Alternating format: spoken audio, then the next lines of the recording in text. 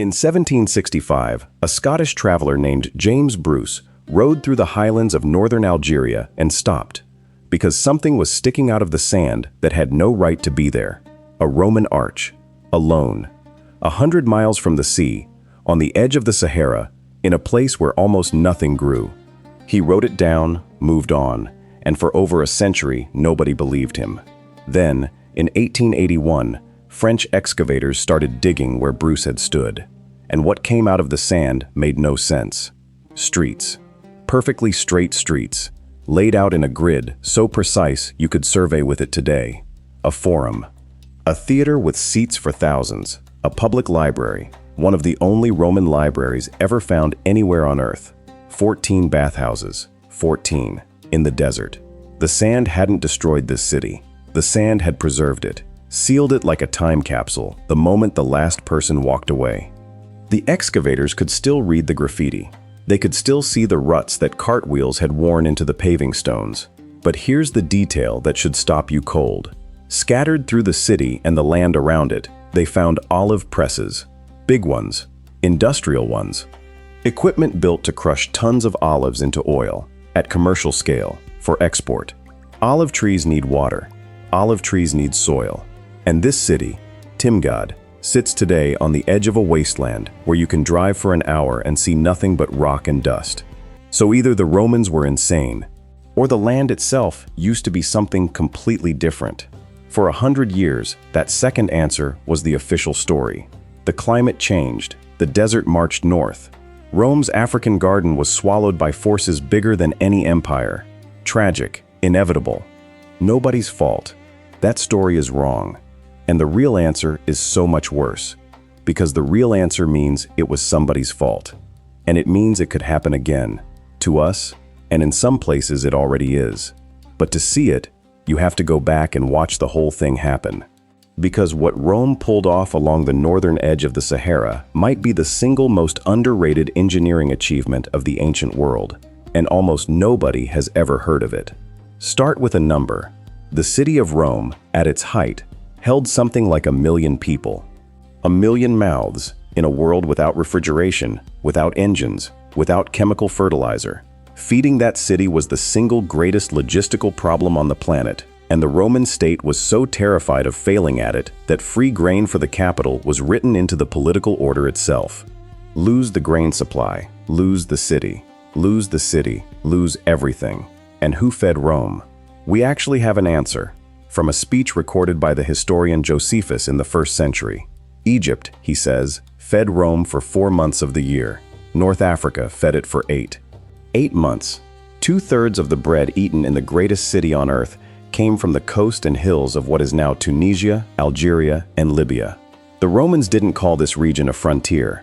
They called Africa the granary of the empire. Grain ships left Carthage in fleets, so many of them, so reliably, that Rome built its entire food security on their arrival.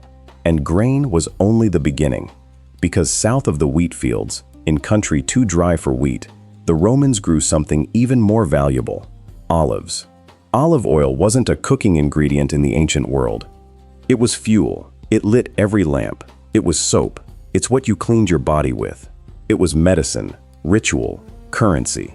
An empire ran on olive oil the way ours runs on petroleum. And the region called Tripolitania, the pre-desert of modern Libya, became one of the great oil fields of antiquity. Archaeologists have counted the presses. Not dozens, hundreds of olive presses, some of them monumental, stone uprights the size of doorways, standing in landscapes that today get maybe 4 inches of rain a year. 4 inches. That's not farmland. That's barely land at all. Which brings us to the question that broke the old story wide open, and it's the question you should be asking right now. What was the rain like back then? Because here's what most people assume, and I assumed it too. Everyone's heard the Sahara used to be green, and that's true. There was a time when the Sahara had lakes, rivers, hippos, crocodiles, human beings fishing with harpoons in the middle of what's now the deepest desert on Earth. The cave paintings are still there, in the mountains of the central Sahara. People swimming, herding cattle, in places where today nothing survives. So the assumption writes itself. The Romans arrived near the tail end of the green times, farmed the last of the good land, and then the desert finished drying out beneath them. Bad luck, bad timing. Except the dates destroy that theory completely. The Green Sahara ended around 5,000 years ago, roughly 3,000 years before a single Roman soldier ever set foot in Africa.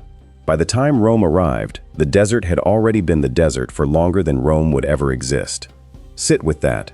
The Romans looked at land that was already, essentially, as dry as it is today, and decided to farm it anyway.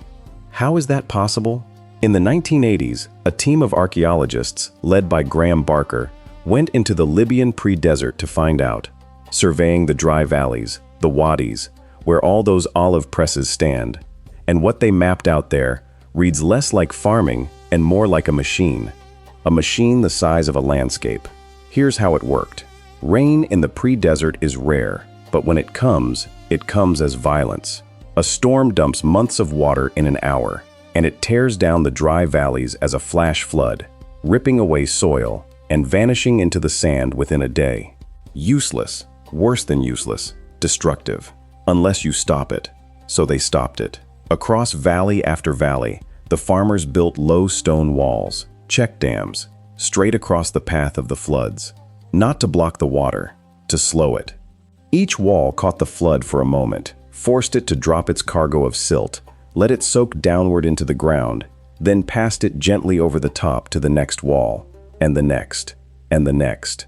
Walls on the valley floors, walls on the slopes, channels steering runoff from bare hillsides onto fields, cisterns carved to bank the surplus. The flood that should have destroyed the valley instead built it. Every storm delivered two gifts at once: water, driven deep into the earth where the sun couldn't steal it back, and fresh soil, laid down behind the walls, layer after layer, year after year. The farmers weren't just harvesting crops, they were harvesting floods, manufacturing farmland out of catastrophe, and on that manufactured farmland, in country with a tenth of the rain that conventional farming demands, they grew olives, figs, barley, wheat, grapes. There's a place called Girza, deep in the Libyan pre-desert, where the farming families grew so wealthy they built themselves monumental stone tombs, and carved into the tombs they left pictures of their own lives: men plowing behind camels, harvest scenes, grain heaped up. In the middle of what is now, by any normal definition, nowhere.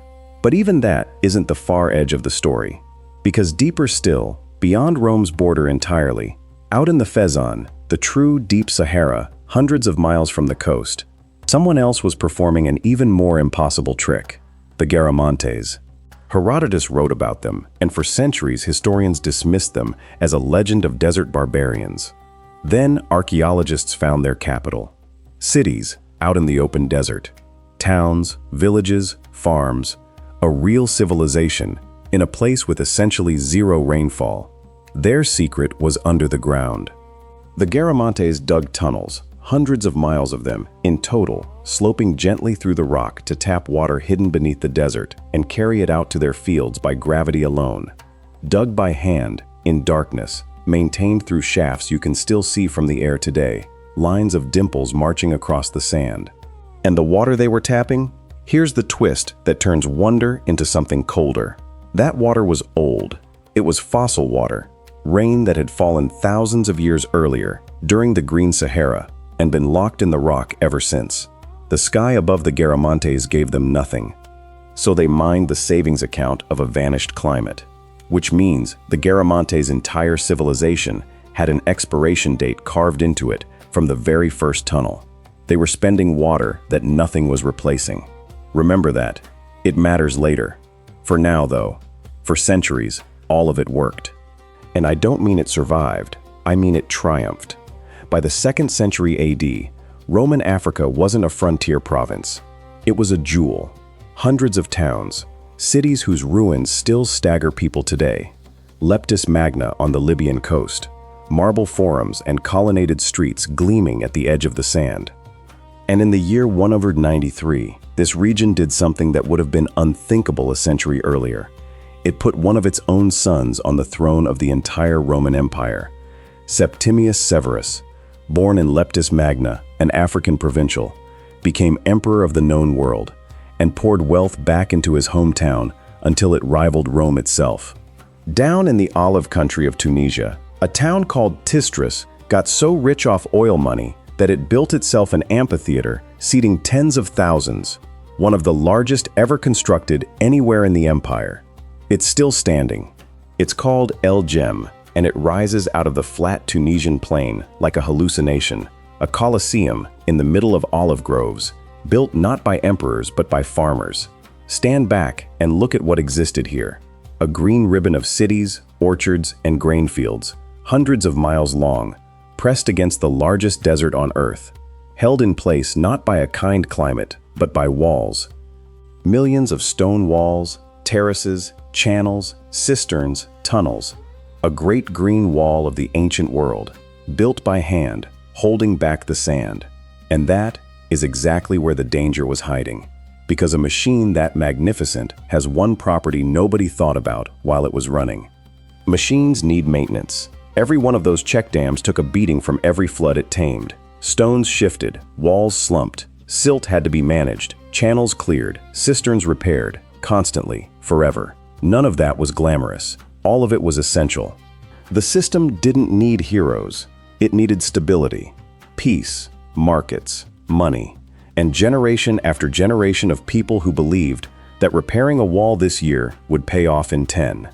Take any one of those away, and the whole miracle had a countdown clock on it. And in the deep desert, the first clock was already running out. By around the 4th century, the Garamantes were in trouble. Their tunnels hadn't failed, the water had. Centuries of mining the fossil aquifer had pulled the water table down, below the reach of the tunnels their ancestors dug.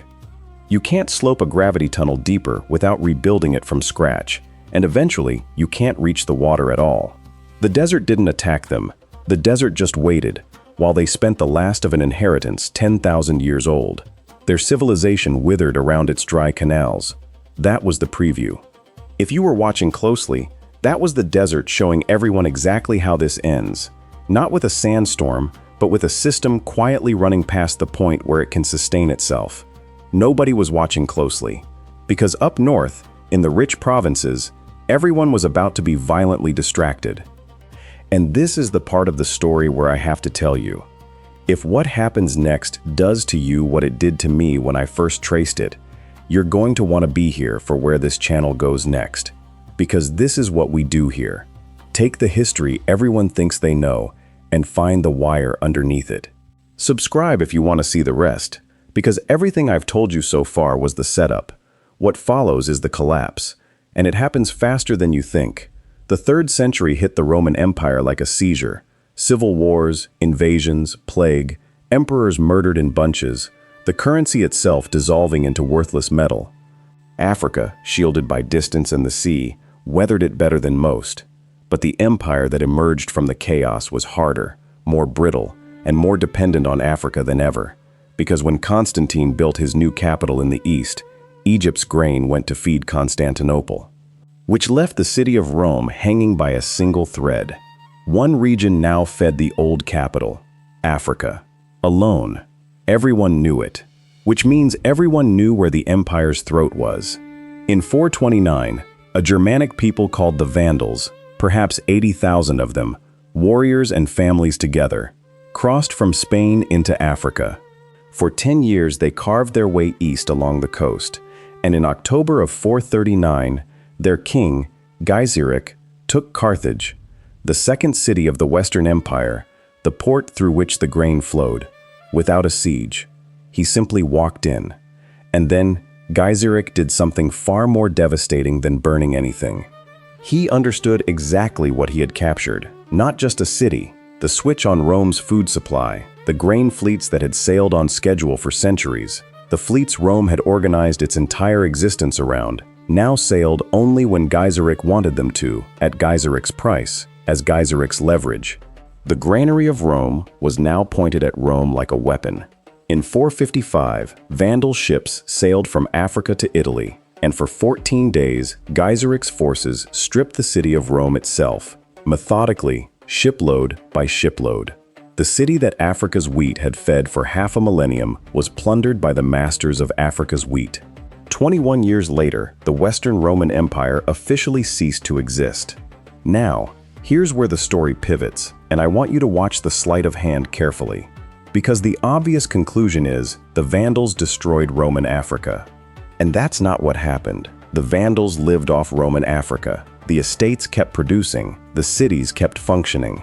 A conqueror doesn't burn the goose that lays golden eggs. What the conquest destroyed was something less visible and more fatal: the arrangement. The centuries-old certainty that African oil and grain had a guaranteed buyer across the sea, that surplus was worth producing, that investing in next decade's harvest was rational. Trade contracted. The far-flung web of markets frayed.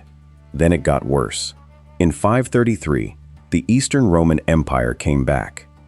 The Emperor Justinian sent his general Belisarius to reconquer Africa, and he crushed the Vandal kingdom in months.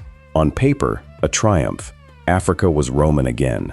In reality, the reconquest opened decades of grinding warfare with the Berber tribes of the interior, revolts, raids, chronic insecurity in exactly the marginal zones where all those wadi farms stood.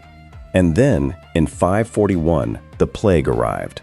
The plague of Justinian, the first recorded pandemic of bubonic plague in history, burned through the Mediterranean world and killed on a scale that beggars belief, emptying countrysides of the one resource the whole system secretly ran on: people. Because now we've arrived at the true center of this story. Forget the battles for a moment. Go back out to the pre-desert, to one of those valleys with its ladder of stone walls, and ask a simple question. What does it take to kill this farm? Not an army. Armies were never the real threat. All it takes is nothing.